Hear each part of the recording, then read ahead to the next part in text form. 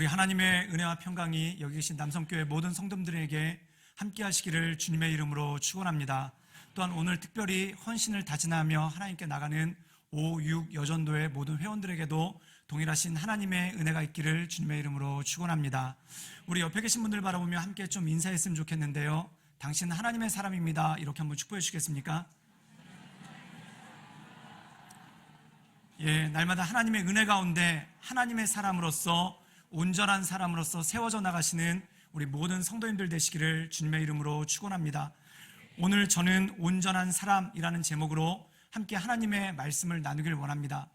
제가 대학교 다닐 때 항상 새 학기가 되면은 책을 사러 다녔습니다. 그 이유는 요즘처럼 인터넷 서점이 있지 않기 때문에 청계천, 부산으로 치면은 보수동 헌책방 골목 같은 데를 돌아다니면서 필요한 교재랑 그 다음에 책을 샀었죠.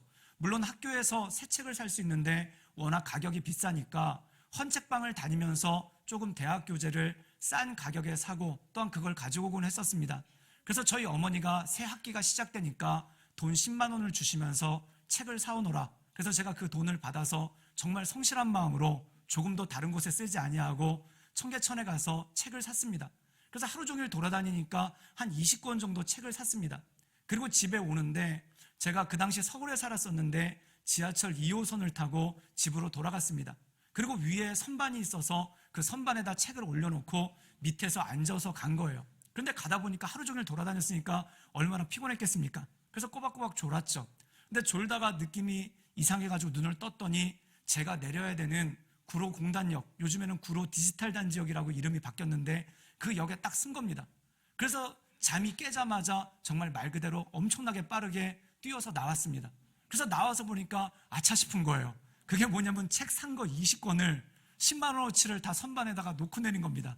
그래서 그 책을 찾으려고 다시 들어갔는데 지하철 문이 닫힌 거예요. 그리고 야속하게 제가 차장님을 그렇게 외쳐 불렀는데 이 차장님은 제 말을 듣지도 못하고 지하철이 출발을 했더라고요. 그래서 그 멀어져 가는 지하철을 보면서 그 거금 10만 원을 날리게 된 거 아닙니까? 그래서 밑에 내려와가지고 그 역무실에 가서 제가 이런저런 사정이 있어서 그 기차에다가 전철에다가 책을 놓고 내렸는데 어떻게 하면 찾을 수 있습니까? 라고 여쭤봤어요. 그랬더니 그분이 뭐라고 얘기를 하시냐면은 서울 지하철 2호선은 순환선입니다. 그리고 한 바퀴 도는데 2시간이 걸립니다. 그래서 여기 가만히 앉아 있으면은 2시간 있다가 차가 올 테니까 그때 가서 찾으면 된다는 거예요. 근데 제가 마음이 조급하니까 아니 어떻게 2시간을 기다리겠습니까? 라고 여쭤봤더니 그렇다면 반대 방향으로 1시간 정도 차를 타고 가라는 거예요. 그럼 그 차를 만날 수 있을 거라는 겁니다. 그래서 제가 급한 마음에 역방향으로 지하철을 타고 다시 갔어요. 그래가지고 거기서 오는 차들을 갖다 찾아봤는데 못 찾았습니다. 거의 3시간 동안을 헤매고 다녔는데 그걸 못 찾은 거예요. 그래가지고 다시 역무실에 갔더니 거기 역무원 선생님께서 그 유실물 센터라는 곳이 있는데 내일쯤 가보면은 그 책이 있을 수 있다. 그리고 하시는 말씀이 세상에 요즘 시대에 누가 책을 가져갑니까? 근데 가져갔더라고요. 가봤더니 없는 거예요. 그래가지고 그 모든 거를 다 잃어버렸습니다. 그래서 어머니에게는 차마 말씀을 드리지 못하고 1학기 동안 책 없이 그렇게 공부를 했던 그런 안 좋은 기억이 있습니다. 그래서 제가 그 기억을 생각을 하면서 저희 교회에 와가지고 권사님한테 그런 말씀을 드렸어요. 권사님, 제가 지하철에서 깜빡 졸다가 책을 놓고 내렸던 적이 있습니다 라고 말씀드렸더니 권사님이 그런 말씀을 하시는 거예요. 전도사님, 그거는 아무것도 아닙니다. 제가 알고 있는 한 애엄마가 있는데 이 애엄마는 유모차에다가 아기를 싣고 지하철에서 졸다가 그냥 뛰어나왔다는 거예요. 그래서 나중에 우리 애기 그랬는데 이걸 어떻게 하겠습니까? 근데 다행히도 옆에 계시던 아주머니가 그 애를 데리고 그 다음 역에서 내려주셔가지고 다행히 그 애를 찾을 수가 있었다는 거예요. 그래서 제 마음 가운데 어떤 생각이 들었냐면은 정말 지하철역 한 정거장 더 가는 게 뭐 대수겠습니까? 또한 지하철역 한 정거장 놓쳐서 한 번 더 가는 게 뭐 그렇게 어려운 일이겠습니까? 그런데 내가 정말 중요한 물건을 지하철에다 놓고 내리거나 또한 정말 말 그대로 그 엄마처럼 아기를 놓고 내리면은 그거는 복구가 안 되는 일 아닙니까? 그래서 제가 그때부터 마음 가운데 한 가지 결단을 했어요. 그 결단이 뭐냐면은 졸다가 지하철에서 내리더라도 후다닥 내리지 말고 짐을 잘 챙겨가지고 한 정거장 더 가는 일이 있더라도 짐을 잘 챙기자. 그래서 얼마 안 있다가 서울에서 대전까지 내려가는데 KTX로 50분 걸리거든요. 한숨 잤습니다. 눈을 떴더니 대전에 도착을 한 거예요. 근데 거기서 후다닥 내리지 않고 가방을 다 챙겨가지고 그 다음 역까지 한 정거장을 더 갔는데 동대구역이더라고요. 그래서 무려 1시간을 더 간 다음에 거기서 다시 표를 끊고 결국 대전에 갔던 적이 있습니다. 근데 그때도 마음 가운데 참 마음이 평안했던 게 뭐냐면, 그까지 동대구역 한 번 더 갔다 오는데 시간 2시간이면 되고 돈은 한 3만 원 정도만 더 쓰면 되는데, 만약에 제 중요한 서류나 또한 중요한 짐이나 가방을 놓고 내렸다면 그것은 어떻게 복구할 것인가, 그런 생각이 마음 가운데 든 거예요. 사랑하는 여러분, 이 세상을 살다 보면은 우리가 때때로 결단해야 될 때가 있습니다. 물론 가방도 놓지 않고 제 역에 내릴 수 있다면 그게 제일 좋은 거죠. 그게 제일 필요한 거 아닙니까? 근데 때때로 사람이 살다 보면은 둘 중에 하나를 놓치게 될 때가 있는 거예요. 근데 그 둘 중에 하나를 놓치게 될 때 어떤 것을 놓치는 것이 현명한 일인가? 사랑하는 여러분, 진짜 그렇지 않습니까? 아기를 데리고 기차를 탔는데 급하게 내리느라고 애를 놓고 내렸다. 그럼 그걸 어떻게 복구할 수 있겠습니까? 또한 그걸 복구하기까지 얼마나 애가 닳고 얼마나 마음이 힘들겠습니까? 그런데 지하철역 또는 기차역 한 정거장 가는 거는 시간 좀만 들이고 조금만 불편하면 충분히 복구할 수 있는 일이거든요. 그래서 이 세상을 살면서 두 가지가 있는 것 같아요. 그게 뭐냐면, 한 번 잃어버리면은 복구하기가 힘든 것이 있고, 또 그와 반대로 잃어버리면은 아쉽고 힘들기는 하지만 금방 회복되고 복구되는 그러한 일들이 있는 것 같습니다. 오늘 말씀 가운데 보면은 야고보서 말씀은 우리에게 도전을 주고 있어요. 이 야고보서를 한마디로 요약을 한다고 하면은 행함이 없는 믿음은 죽은 믿음이다. 즉 너희의 행함을 통해서 너희의 믿음을 드러내라 라고 말씀하고 있어요. 그런데 이 야고보서를 찬찬히 묵상하다 보면은 한 가지 놀라운 것을 깨닫습니다. 그것이 뭐냐면은 행함의 기본이 말에 있다라는 거예요. 때로 우리가 살다 보면은 언어를 굉장히 쉽게 생각합니다. 그리고 많은 분들이 하는 얘기가 뭐냐면은 말은 조금 못해도 행동만 진실하면 된다. 또한 말은 조금 예쁘게 못해도 행동만 진실하고 성실하게 하면 된다라는 그런 말씀들을 참 많이 하세요. 물론 맞는 말입니다. 그런데 사랑하는 여러분, 우리가 이 세상 살아가면서 말 때문에 놓치는 것, 또한 말 때문에 상처받는 것, 또한 말 때문에 실수하는 것들이 얼마나 많습니까? 그래서 이 야고보서에서는 행함의 첫 번째가 뭐냐면 바로 말이다. 즉 너희가 온전한 말을 함을 통해 온전한 행함을 내고, 또한 그 온전한 행함을 통해 너희가 온전한 믿음을 내세울 수 있다라는 말씀이 이 말씀 가운데 있는 것이죠. 우리 함께 야고보서 3장 2절에서 3절까지의 말씀을 함께 읽도록 하겠습니다. 다 같이 읽겠습니다. 시작. 우리가 다 실수가 많으나 만일 말에 실수가 없는 자라면 곧 온전한 사람이라 능히 온몸도 그를 씌우니라. 우리가 말들의 입에 재갈을 물리는 것은 우리에게 순종하게 하려고 그 온몸을 제어하는 것이라. 오늘 말씀 가운데 보면은 우리가 다 실수가 많다는 거예요. 정말 우리가 실수가 많습니다.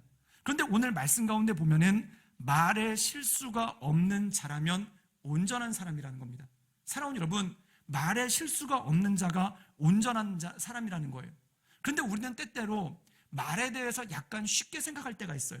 그래서 많은 분들이 어떤 얘기를 하냐면은 말만 잘하면 뭐 하느냐, 말만 번지를 하면 뭐 하느냐, 행함이 있어야지, 또한 말만 번지를 하면 뭐 하냐, 행실이 좋아야지, 성실해야지 라는 그런 말씀들을 굉장히 많이 하십니다. 사랑하는 여러분, 정말 맞는 말입니다. 말만 번지를 해가지고는 의미가 없죠. 행함도 올바르고 온전해야 되는 거죠. 그런데 여러분 생각해 보십시오. 우리가 행동을 통해서 다른 사람에게 실수하거나 또한 행동을 통해서 다른 사람에게 상처를 주는 일이 얼마나 있나요? 특별히 가정도 마찬가지입니다.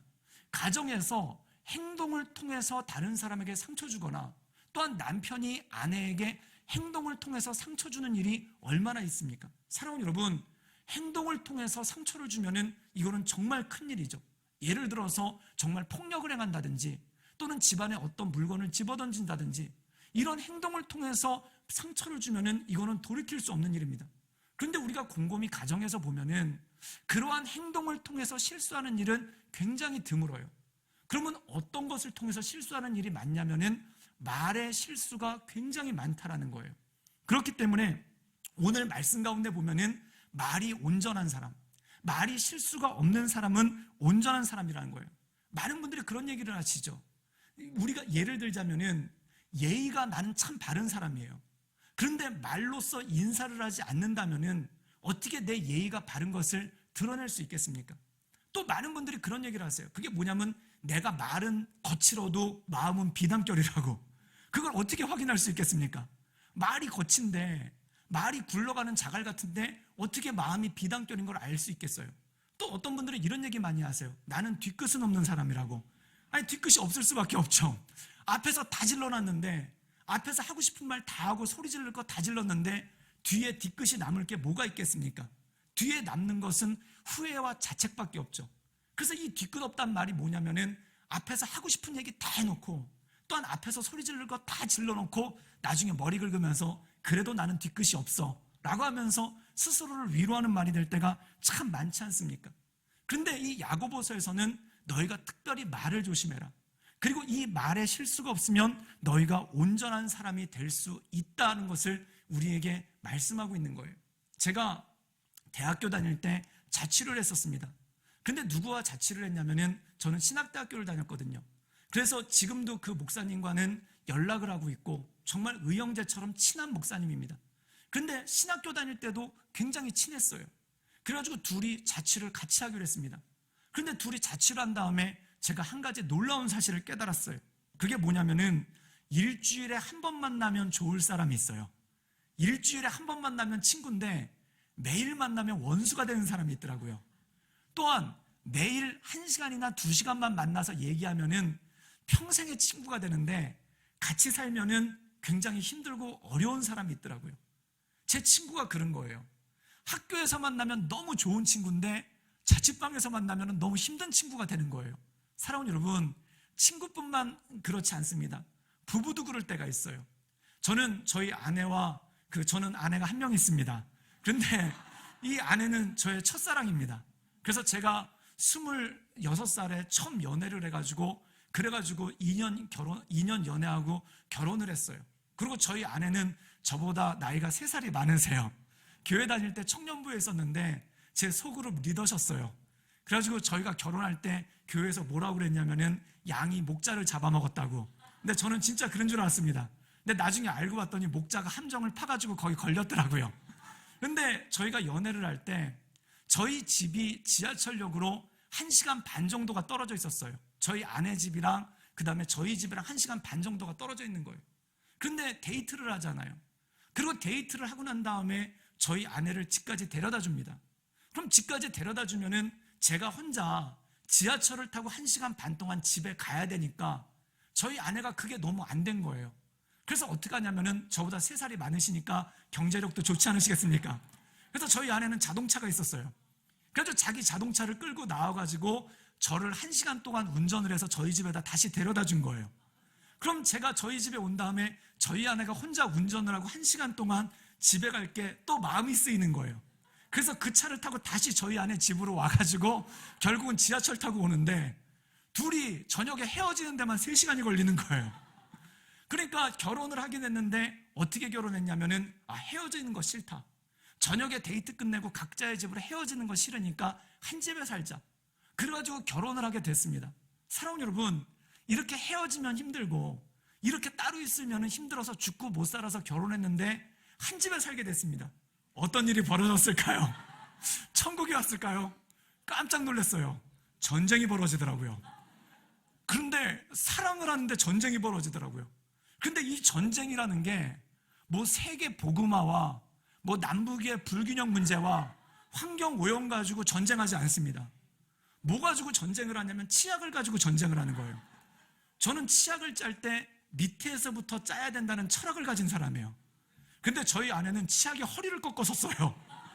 그러니까 제가 화장실에 가보면은 치약이 허리가 꺾여져 있는 거예요. 그러면 그 허리가 꺾인 치약의 허리를 펴고 밑에부터 짜가지고 알뜰하게. 사랑하는 여러분, 밑에서부터 짜면 어떻고 중간에서부터 짜면 어떻습니까?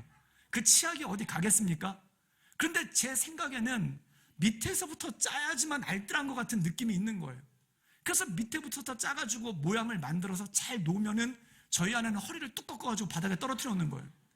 그래가지고 그걸 가지고 그렇게 싸웠어요. 치약을 똑바로 써라. 뭘 똑바로 안 쓰냐? 그래가지고 그걸 가지고 그렇게 싸웠어요. 그래서 제가 어느 날 교회 가가지고 저희 권사님 한 분한테 그런 말씀을 드렸어요. 아, 권사님, 저희는 결혼했는데 치약 가지고 싸워요. 그때 그 권사님 그 얘기를 하시더라고요. 목사님, 그건 아무것도 아니에요. 저희 집은 장로님이랑 뭐 가지고 싸우냐면은 옷걸이에 옷을 이렇게 거느냐 이렇게 거느냐 그걸 가지고 싸우신다는 거예요. 그래서 옷장을 열면은 권사님은 옷을 다 이렇게 앞쪽으로 걸고 권사님은 그 옷을 다 반대로 건다는 거예요.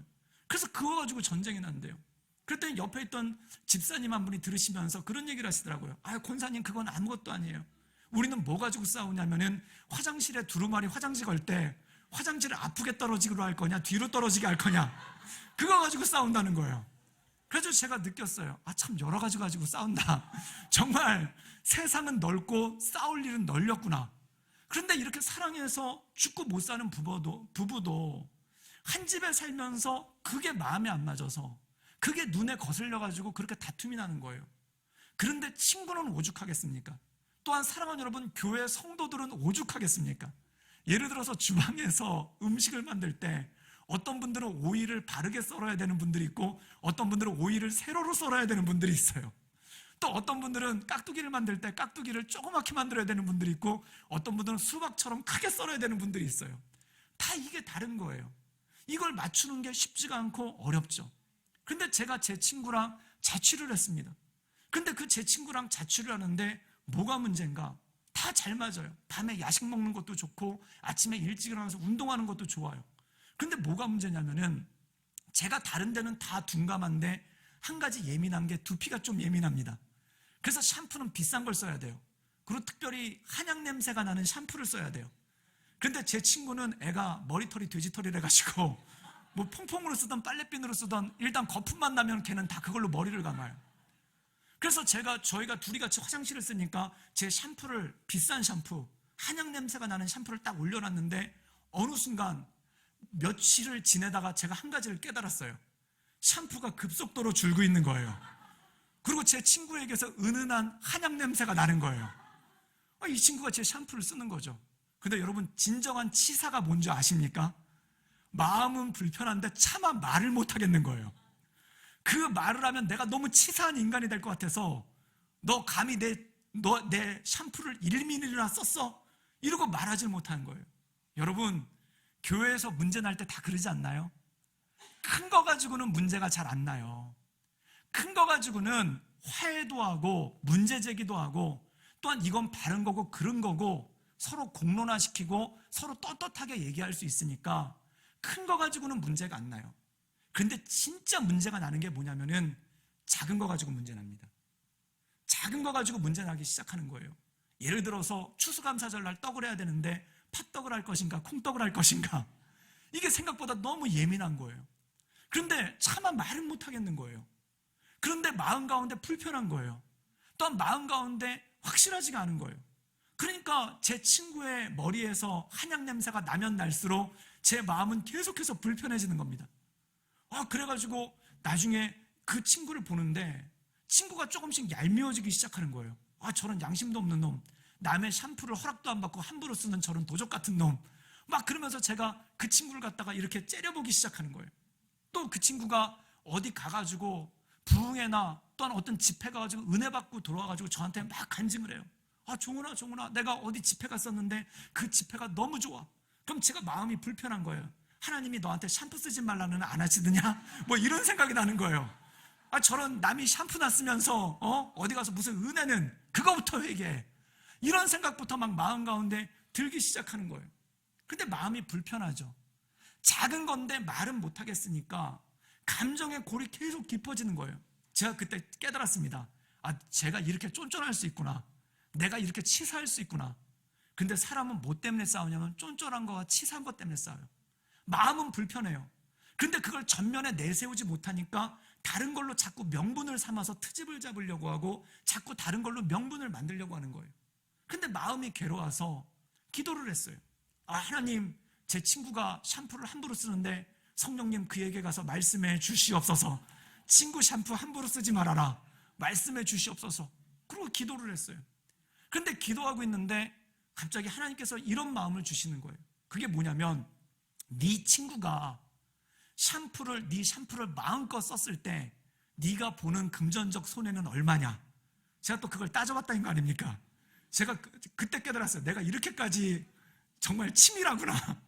그래서 그걸 따져봤더니 한 달에 2,000원 손해가 나더라고요. 그런데 그때 제 마음 가운데 이렇게 말씀하시는 거예요. 2,000원이 중요하냐? 네 친구가 중요하냐? 사랑하는 여러분, 진짜 그렇지 않습니까? 한 달에 2,000원이 중요한가? 내 친구가 중요한가? 그런데 사람이요, 마음이 불편해지니까 2,000원 때문에 친구를 버리려고 해요. 2,000원 때문에 친구를 포기하려고 해요. 그게 마음이 불편해서 정말 저의 기도의 동역자고, 또한 저의 사역의 동역자고, 또한 저와 모든 걸 함께하고 말하는 그 친구를 그 2,000원의 불편함 때문에 버리려고 하고 멀리하려고 하는 거예요. 사랑하는 여러분, 우리가 살면서 그런 얘기 많이 합니다. 목사님, 그건 2,000원의 문제가 아닙니다. 예의의 문제입니다. 2,000원짜리 예의요? 목사님, 그거는 2,000원의 문제가 아닙니다. 자존심의 문제입니다. 2,000원짜리 자존심이요? 우리가 그 2,000원짜리 자존심 때문에, 그 2,000원짜리 예의 때문에, 또한 그 2,000원짜리 때문에 얼마나 많은 것을 잃고, 얼마나 많은 것을 버리고, 얼마나 많은 것을 던지고 나가겠습니까? 그때 깨달았어요. 내려놓아야 되겠구나. 뭘요? 샴푸를요. 2,000원밖에 되지 않는 그 샴푸, 그걸 내려놓자. 그래서 그걸 내려놨어요. 그랬더니 마음이 편해졌어요. 친구를 째려보는 것도 없어졌어요. 대신에 그 친구가 쓰는 비싼 로션을 제가 아낌없이 팍팍 쓰면서 균형을 잃었습니다. 사랑하는 여러분, 우리가 이 세상 살아갈 때 말에 실수하는 것이 뭔가요? 또한 말로 잃어버리는 것이 뭘까요? 그냥 한마디 안 하면 넘어갈 수 있는 거예요. 또한 그 한마디 두지 않으면 그냥 2,000원짜리예요. 네가 그때 나한테 그렇게 얘기했잖아. 그게 얼마짜리일까요?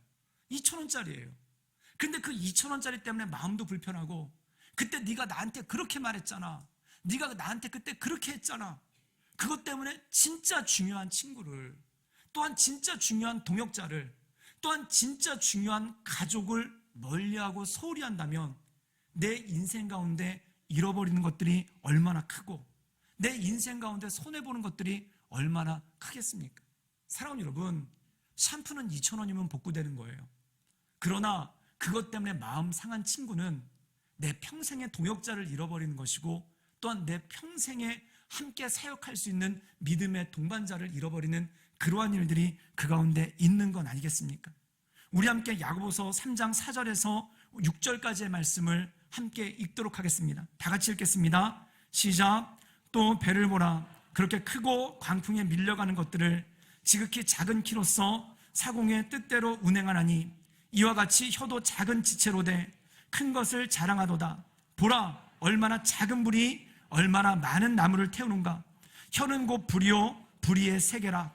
혀는 우리 주체 중에서 온몸을 더럽히고 삶의 수레바퀴를 불사르느니 그 사르는 것이 지옥 불에서 나느니라.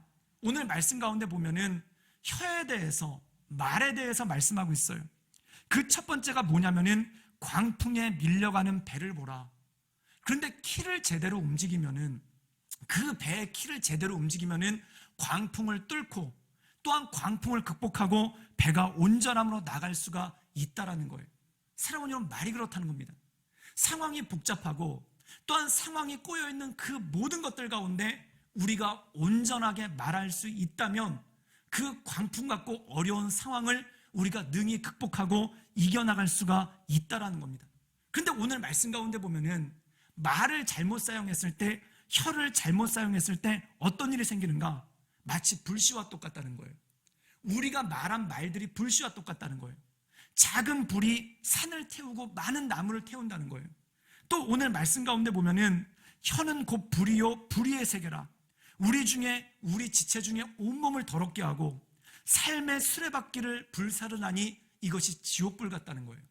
지금 말을 온전히 사용하지 못하면은, 또한 말을 함부로 하게 되면은 이 말이 내 삶의 수레바퀴, 또한 내 가정의 수레바퀴를 태워버리는 그 모습이 그 가운데 있다는 거죠.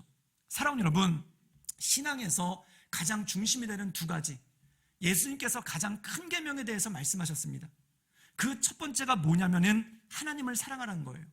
또한 두 번째가 뭐냐면 내 이웃을 내 몸과 같이 사랑하라는 겁니다. 사랑하는 여러분, 사람과 사람이 만났을 때 첫 번째 말이 뭐였을까요? 창세기 2장에 보면은 남자가 홀로 독처하는 게 좋지 않으시니까 하나님께서 아담의 갈비뼈를 취해서 하와를 보내주십니다. 사람과 사람, 남자와 여자 이전에 사람과 사람이 최초로 만나서 말을 나눠요. 그 말의 내용이 뭘까요? 이는 내 뼈 중에 뼈요 내 살 중에 살이라. 칭찬하는 거예요. 또한 그를 찬양하는 거예요. 또한 그를 높이는 거예요. 사랑하는 여러분, 그런데 죄가 들어오니까 어떤 일이 벌어질까요?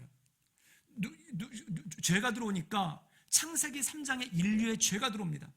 그때 죄가 들어오니까 선악과를 따먹고 나니까 그때 남자가 뭐라고 얘기하냐면 하나님께서 주신 저 여자 때문에 내가 선악과를 따먹고 죄를 짓게 되었습니다. 원망한다는 거예요. 사랑하는 여러분, 살면서 칭찬은 참 잘 안 나와요. 근데 원망은 너무 쉽게 나옵니다. 또한 살면서 누군가를 높이는 말은 잘 안 나와요. 특별히요, 아내 되신 분들 남편 높이기가 정말 힘들어요. 제가 이 말씀을 갖다가 공부를 하면서 이는 내 뼈 중에 뼈요 살 중에 살이라, 이거는 당신은 내 인생 가운데 가장 귀한 존재입니다, 이 말 아닙니까? 이거를 요즘식으로 표현하면은 당신이 없는 세상은 안고 없는 찐빵이요 뭐 등등등 아니겠습니까? 그 말과 똑같은 거예요.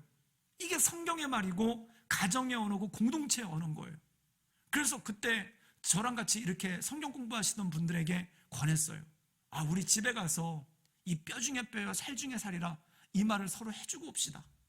그랬더니 권사님 한 분이 같이 들으시다 이 얘기를 하더라고요. 목사님 미쳤어요? 그 얘기를 하시더라고요. 그때 깨달았어요. 아, 이게 제정신으로는 못하는구나. 성령 충만해야만 할 수 있는 거구나. 사랑하는 여러분, 혹시 여기 부부 계십니까? 좀 멀리 계신가요?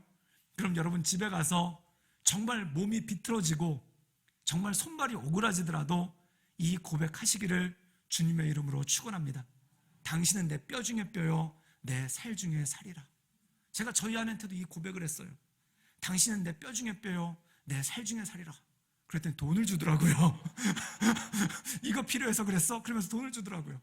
사랑하는 여러분, 근데 설마 돈 때문이겠습니까? 성경의 언어인 거예요. 하나님께서 우리에게 주신 언어인 거예요.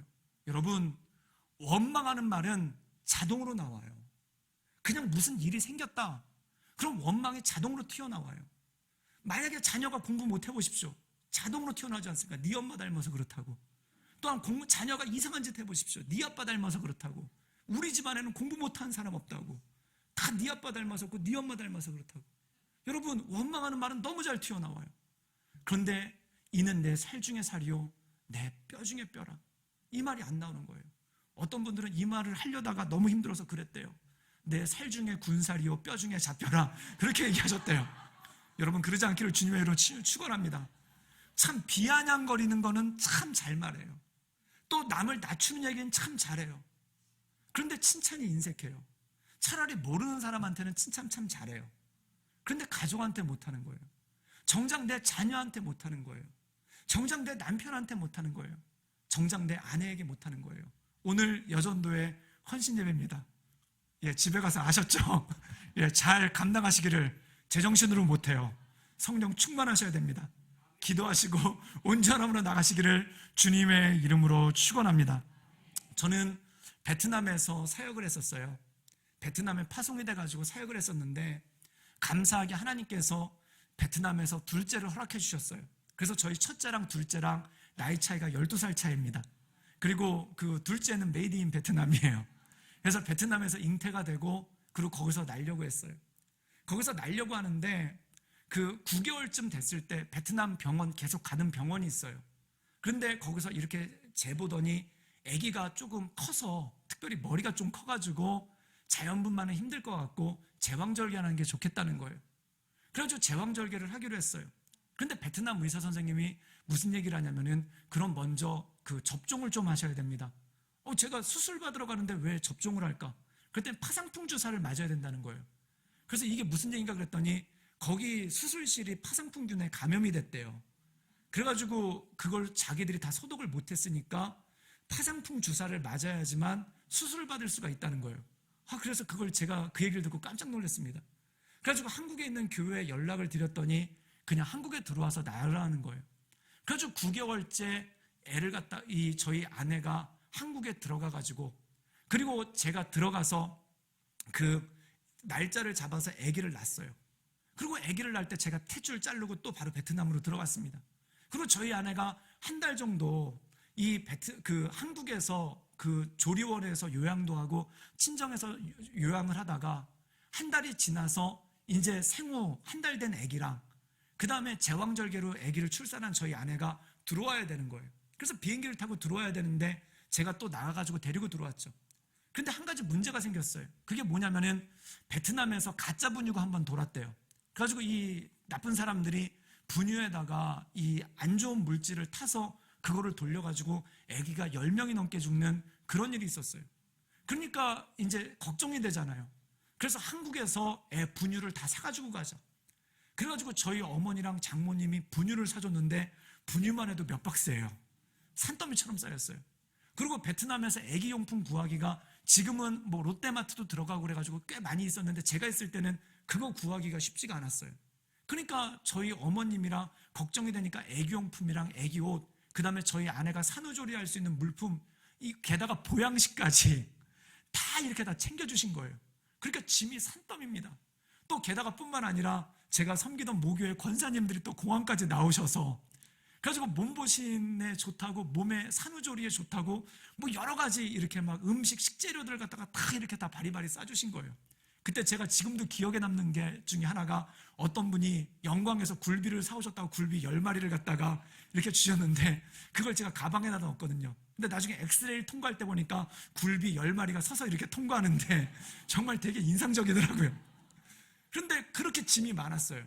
그런데 저희 아내가 아기를 낳은 지 얼마 안 됐고, 또한 애도 어리니까 저희 아내는 아기만 안고 있었죠.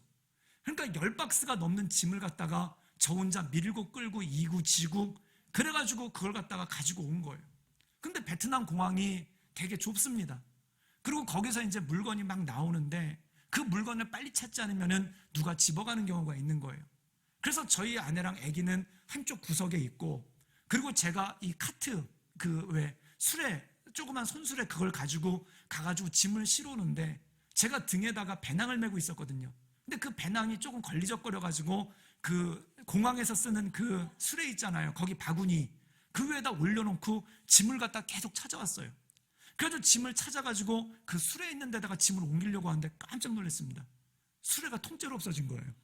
그리고 그 안에 배낭이 있었는데 그 배낭에 뭐가 있었냐면 저희 가족들 여권, 그리고 제가 해외에서 쓰던 돈, 그 다음에 들어가는데 권사님들이 이렇게 도와주신 봉투 몇 개, 그렇게 있었어요. 그래가지고 그 안에 달러도 있었고 일본 엔화도 있었고 베트남 돈도 있었는데 그 돈도 다 없어지고, 그리고 제가 토요일날 들어와서 그 다음날 설교를 해야 되는데 설교 준비한 노트북까지 다 없어진 거예요.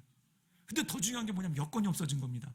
여러분, 해외 살면서 여권이 없어졌다, 그것도 공항에서 여권이 없어졌다, 진짜 하늘이 깜깜한 겁니다. 저는 그때 처음 알았어요. 제가 비명을 질렀다는 걸. 으악 하고 비명을 질렀습니다. 그러니까 제 비명을 듣고 항공사 직원들이 온 거예요. 그때 항공사 직원들이 와가지고 거기 있던 여자 사무장님이 저한테 그런 말씀을 하셨어요. 고객님, 울지 마세요. 제가 울고 있었더라고요. 그래가지고 울며 불며 저희 아내랑 아기는 한쪽에 있고 그 공항 직원들이랑 그 짐을 찾아서 다닌 거예요. 그런데 누가 작정하고 가져왔는데 짐이 나올 리가 있겠습니까? 없는 거예요. 그래가지고 우여곡절 끝에 다른 짐들을 챙겨가지고 택시를 잡아서 공항을 빠져나와서 그래서 집으로 가고 있는 거예요. 근데 집에 가고 있는데 이게 속이 부글부글 막 끓고 있는 거예요. 이게 막 부글부글 끓어요. 화도 나고. 그때 이렇게 화가 날 때 사람은 뭘 제일 잘하겠습니까? 원망하고 싶은 거예요. 저희 아내를 바라보면서, 아직 몸조리도 안 끝나서 붓기도 안 빠진 저희 아내를 바라보면서 그 얘기가 하고 싶은 거예요. 당신이 짐을 너무 많이 챙겨서 내가 그 짐 챙기느라고 여권을 잃어버렸잖아. 그 얘기가 그렇게 하고 싶은 거예요. 목에 여기까지 나왔어요. 그런데 안 했어요. 꾹꾹 참았어요. 그리고 집에 들어가서 잤어요. 새벽에 공항에서 연락이 왔어요. 가방을 찾았다는 거예요. 그래가지고 새벽에 갔어요. 가서 열어봤더니 제가 설교할 수 있던 설교 준비했던 노트북도 있고 여권도 그대로 다 있는 거예요. 지갑을 열어봤어요. 한국 돈도 그대로 있고 그리고 달러도 그대로 있고 일본 돈도 그대로 있는 거예요. 다 뭐만 없어졌는가? 베트남 돈 100만 동만 없어졌어요. 한국 돈으로 5만 원 정도. 그래서 제가 생각했어요. 이건 수수료인가 보다. 그래가지고 기쁜 마음으로 챙겨가지고 왔어요. 그 모든 상황이 종료되는데 걸린 시간은 8시간. 그런데 집에 오면서 그런 생각을 했어요. 만약에 어젯밤 택시에서 내가 저희 아내한테 당신이 짐을 너무 많이 챙겨가지고 내가 여권을 잊어버렸구나 이 얘기를 했다면 저희 아내 마음에서 그 말이 잊혀지는 데는 얼마가 걸릴까요? 아마 지금도 안 잊힐 거예요. 사랑하는 여러분, 설령 여권을 잃어버렸어도 그거를 회복하는데 한 달이면 충분합니다. 8시간이면 종료되는 일이에요. 8시간이면 해결되는 일이에요. 그런데 제가 제 아내한테 너무 답답하고 너무 힘들어가지고 이 한마디를 탁 내뱉었다면 그 말이 저희 아내의 가슴 속에서 지워지는 데는 얼마나 많은 시간이 필요할까요?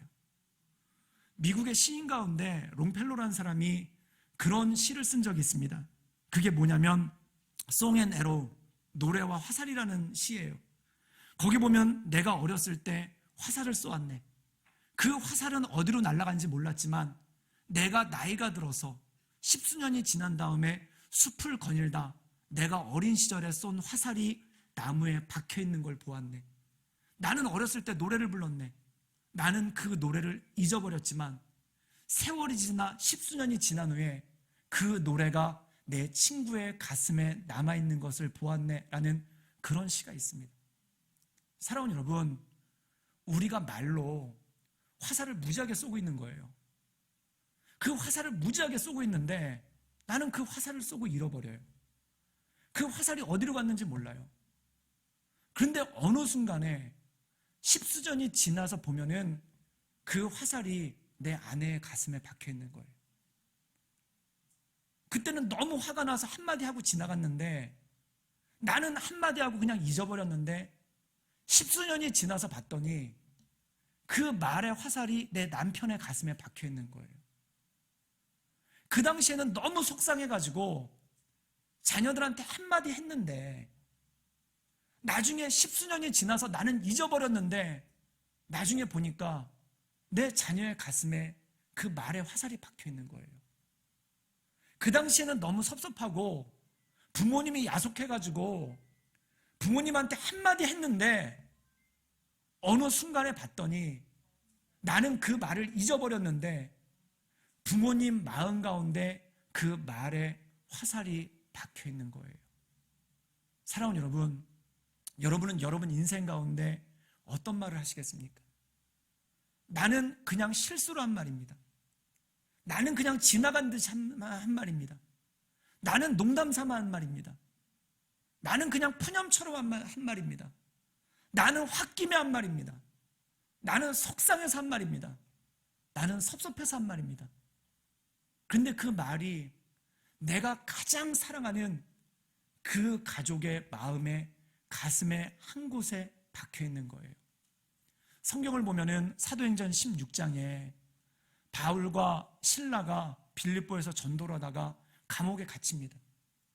빌립보에서 귀신 들린 여종을 귀신을 쫓아줬는데 그 주인들이 자신들의 소망이 끊어진 걸 깨닫고 이 바울을 갖다가 바울과 실라를 고소를 했는데 이 사람들이 재판도 안 하고 그들을 매로 친 다음에 그 다음에 깊은 지하 감옥에다 가둔 거예요.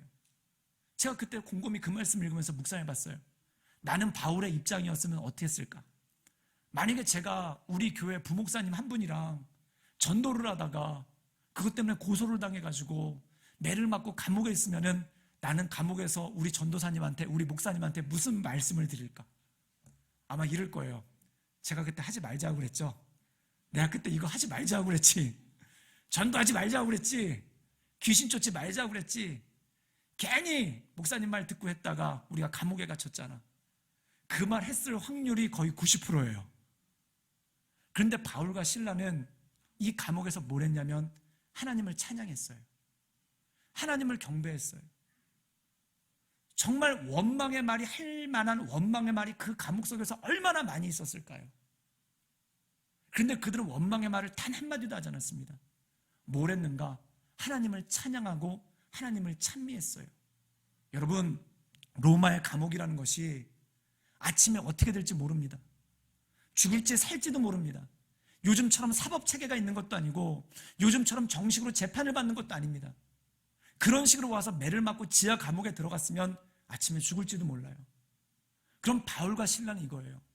오늘이 우리 인생의 마지막 밤이라면, 오늘이 우리 인생의 마지막 밤이라면 우리는 어떤 말을 하면서 이 마지막 밤을 보낼까? 그들은 최소한 원망은 안 하기로 한 거예요. 그들은 최소한 탓은 안 하기로 한 거예요. 그럼 그들은 뭘 했는가? 하나님을 찬양한 거예요. 하나님을 경배한 거예요. 사랑하는 여러분, 저는 그 말씀을 읽으면서 바울과 실라가 어떤 찬양을 했을까? 만약에 내가 바울과 실라의 입장이라면 어떤 찬양을 했을까? 아마 이 찬양을 했을 것 같아요. 내 영혼의 그 깊은 데서 맑은 가락이 울려나네. 하늘 곡조가 언제나 풀려나와 내 영혼을 고이 싸네. 평화, 평화로다. 하늘 위에서 내려오네. 그 사랑의 물결이 영원토록 내 영혼을 덮으소서. 우리가 하나님 바라볼 때, 하나님 의지할 때 내 영혼의 깊은 곳에서 맑은 가락이 울려나는 거예요. 그리고 그 가락이 내 영혼을 고이 싸서 내 마음 가운데 하나님께서 주시는 평화, 하나님께서 주신 능력이 그 가운데 있는 것입니다. 사랑하는 여러분, 살다 보면 참 화나는 일 많죠. 또한 살다 보면 참 원망할 만한 일들 많죠. 참 살다 보면 속상한 일 많죠. 그런데 이것을 기억하십시오. 내가 내 영혼의 그 깊은 새서 그 말을 폭발하기 전에, 그 말을 내기 전에 이것이 내 인생의 마지막 날이라면 나는 하나님을 찬양하겠습니다. 내 인생의 그 깊은 곳에서 하나님을 찬양함으로, 하나님을 바라봄으로 하나님의 인도하신 가운데 날마다 승리하며 나가시는 우리 남성교회 모든 성도님들 되시기를 주님의 이름으로 축원합니다.